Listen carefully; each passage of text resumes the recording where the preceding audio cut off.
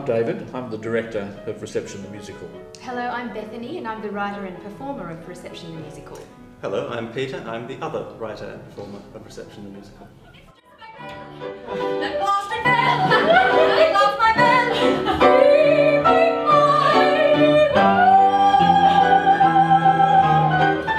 bell! It began with Bethany, and she, at one stage, we were working on an unrelated project together, and she, in the course of that, dragged me into it, I suppose, and said, I have this concept for a musical based on my work experience. And the process just ballooned from there. All you have to do is ask the question. All you have to do. I think innocent as anything, of course, because, you know, well, no, I was innocent as anything, and he is an elderly gentleman who, you know, is friendly, and, you know, me being friendly, it's part of the job. So, he invites me to the ballet. I'm a country girl. Bethany might come up with some text. Peter would immediately improvise a piece of music around that piece of text. Sometimes Peter would come up with a piece of music. He would throw that to Bethany, who would then come up with a piece of text. So this interplay, constant improvisatory interplay between the two of them, eventually created the piece. Bethany saying, I feel like this should be like a Disney song. Yes. And immediately I went.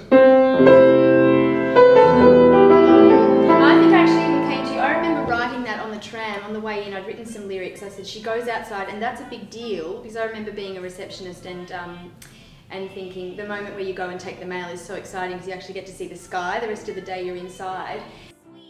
I wanted it to be an important moment, so I'm scribbling the lyrics, and I could just see the sound of music that moment, and I could just see the bum bum, and so he took that, yes, and then continued, and obviously we just recorded that, and then I fit the lyrics to that. And you're outside, outside, where the world is there. Peter understood my ridiculous language of oh, it should be Disney here, or it should be Julie here, or it should be Sondheim here, like our favourite composers and performers. I could he knew what I meant. I suppose the moments I most enjoyed were the ones where we'd be literally in rehearsal, creating something almost piece by piece, where there'd be a musical idea and it, just almost phrase by phrase, Bethany would we'd be matching lyrics to the musical phrase, and then the musical phrase would suggest another direction, or the drama would suggest another direction. And when we could construct a whole section like that, I felt that was really when the collaboration was at its peak, I suppose.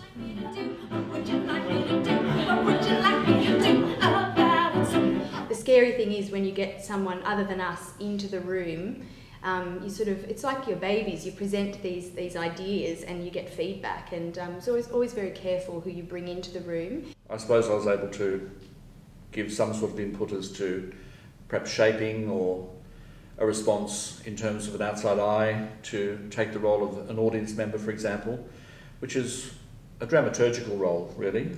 That's what a dramaturg does. Takes the role of an outside eye, makes suggestions according to what he or she sees, and, in other words, plays the role of the audience at the early stage.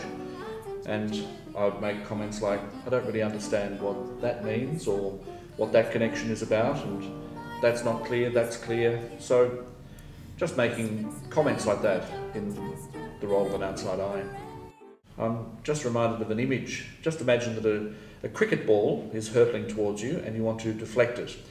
All you need to do is just go doink, like that, with a bat, or even with your hand, just go doink, and you deflect it, and it takes a different trajectory. Well, it was like this. They had this energy, and they were doing the show, and every now and then I'd come in and go, or have you thought of, or maybe just, so it was very effortless from the director's point of view, and that's really what I enjoyed about it. He actually did nothing. I did nothing at all. Every now and they just interpreted it. I just looked to the left and they thought, oh, right, he wants... And then I'd look to the right and they thought, oh, well, yeah, we better change it to... Sometimes he'd come in with his cricket bat and we'd go, oh, right. Oh, okay, yeah, deflect. Yeah, right. Keeping busy is good for business. Hi, I'm Joseph, and I was the choreographer for Reception the Musical.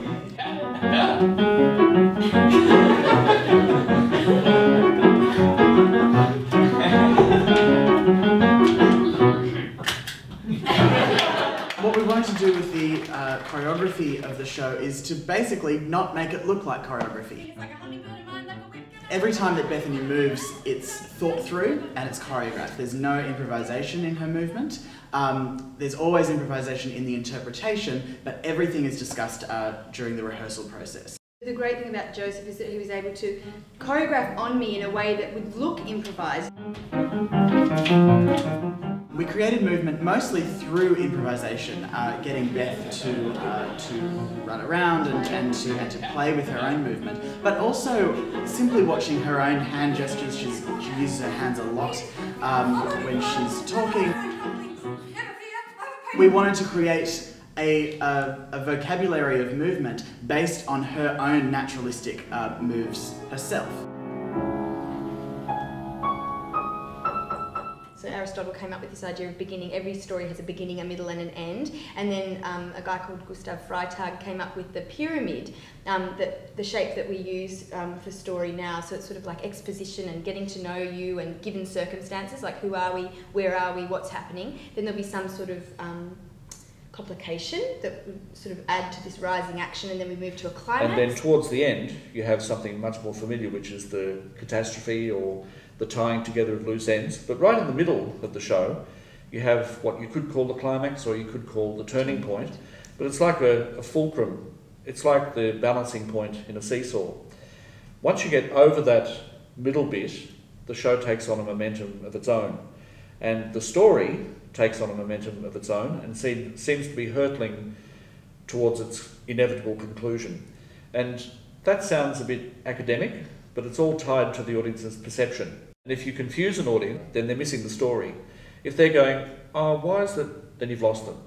But if you are guiding them and giving them the momentum of the story, then they go with you, and then they cheer, they laugh, they cry, they're in the palm of your hands. That's right. That's all got to do with the structure. It's all about guiding the audience's attention.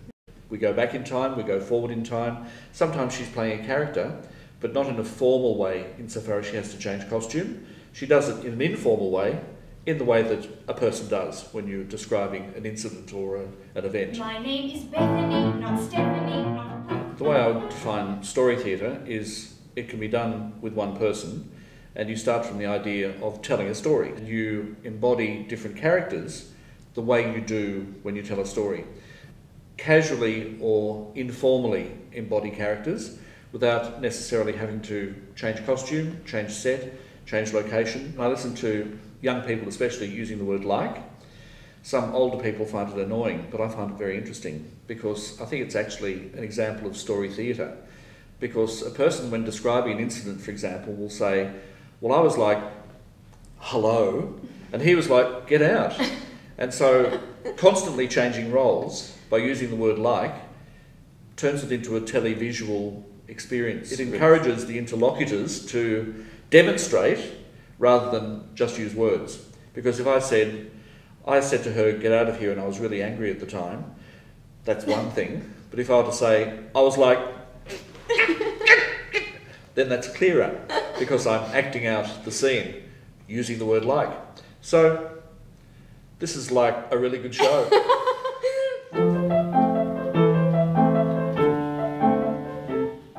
So we do this show with not much. So we have a desk, a swivel chair and a piano, and then a couple of props. When you limit these things, you leave it to the audience's imagination. So the show could be put on the street, in somebody's living room, in a theatre, in a non-theatrical venue, and the effect is still the same. David has always taught me to start with nothing, and only if you absolutely need it do you need to introduce it. So the design has always been simple, and also because of story theatre, the fact that we're changing worlds and places and characters all the time, to have something so fixed would be quite limiting. A lot of what the design is about removing things and paring it back. So that it's not limited to a certain time or place, that's right. So that desk could exist in many times or places. That chair could be 50s or it could be now. And when we were shopping for a dress, it was all about trying to avoid limiting it to a time or place. Given that we don't have costume changes, the costume that you do use allows you to be secretarial, but it allows you to be free and dream another world and another life also. And then with Peter as well, the idea of what he should wear he wear a shirt that we needed him to be able to at times disappear into the background, but also then something that had a bit of colour and was bold enough that, you know, he was also part of the show. The thing that comes up for me always is the rap. And the reason it's my favourite bit, and the reason why it always is because it seems to start from nothing. And it just starts from a note on the piano, and really just the germ of an idea in this character's mind. And then little by little, it builds into this huge musical and choreographic phenomenon, which goes on and on and on, and then goes further and becomes this amazing sort of Tina Turner moment, and then goes even further. So starting from that little note on the piano, it develops into this huge thing, which is I always find exciting. It's the most... I just want to talk about the rap for a moment. It's also because I think it's dramatically interesting, because it's the song that's the most undramatic. It's also the song that's the most kind of literal pastiche of an 80s rock song, which was my idea. And it's the point in the show, I feel, where I don't know, the audience just gets to celebrate the energy, with the story much less dense and the musical discourse much less dense.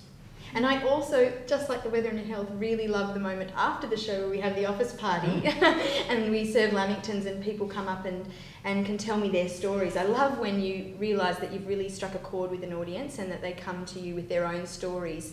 Not necessarily talking about your show, they just want to tell their own stories and they feel validated. The thing is, it's not just about receptionists uniting and coming and seeing this. It's people who are in underappreciated jobs, or, you know, what most people would consider small jobs. You know, it's not what you dream of being, but why not? I mean, it was a really great job. I loved being a receptionist, and so I want to celebrate that and help other people feel validated in the roles that they are in. And actually, yeah, there's sometimes something more about going above and beyond in a smaller role rather than drowning in a larger role.